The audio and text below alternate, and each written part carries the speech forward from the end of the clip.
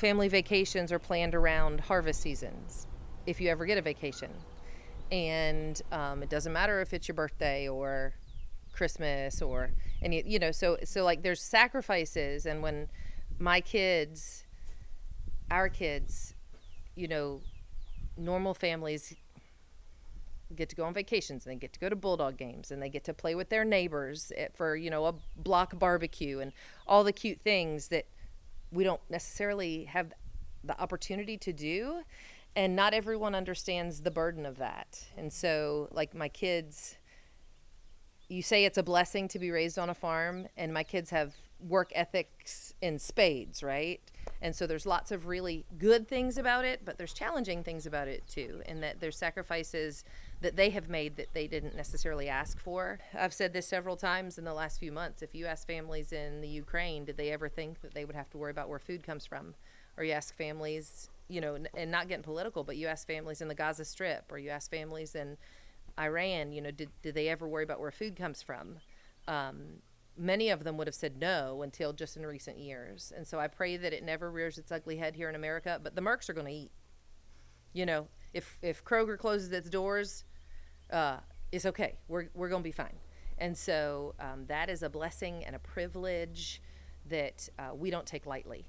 That I can sleep at night knowing I'm not going to have to worry with that, because I can forage, I can farm, I can harvest from wild beasts. Like there's lots of things that we can do that the average American just can't. And so it's a knowledge base that's not like you can just go to a conference or read a book. It's gained over a lifetime, over generations. I hope that I never have to use those skills, unless I want to, but fact of the matter is we just don't know. Farmers have to stand up and say, I've got to tell the story. I've got to tell my story. And so that's what we want to be. That's what we want people to be. And so when kids come out, whether they're from Jackson County or they're from Atlanta, it runs the gamut.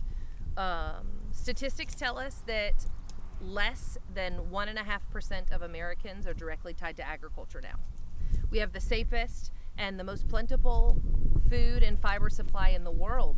But if there's only a handful of folks that are doing it, then it's hard for people to understand what it takes to put food on the plate, what it takes to have a sustainable agriculture system. And empires are won or lost based on the ability to feed their people and their soldiers. So we've got to be able to make people to understand the importance of that.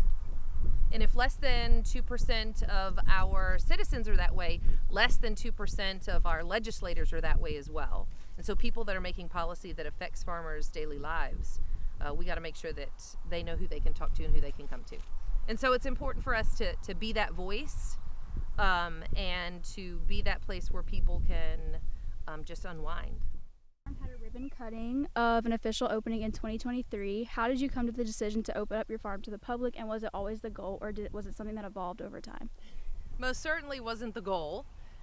Philip's daddy, God rest his soul, used to tell us that no one wants to come see this old farm, and we're like, but Paul, they do. And he just couldn't understand, because we're not bells and whistles, we're not fancy, but it's precious, and it's something that people haven't seen before. And so no, it was not something from the beginning. I have been begging them since Philip and I got married 26 years ago for us to do agritourism, but took a little while. And so a couple of years ago, our grand opening was the official. We had already done one season of the pumpkins and the maize, and so then we had come back around to do that, to do the grand opening, just to kind of put a little initiative towards, we really are here. But something that people up here in Georgia don't do that all of the berry farms in Florida do is strawberry milkshakes. And so my daddy and my uncle have been on me about, baby, why aren't you doing the shakes? Well, this year we're going to do the shakes. So we're going to do strawberry milkshakes.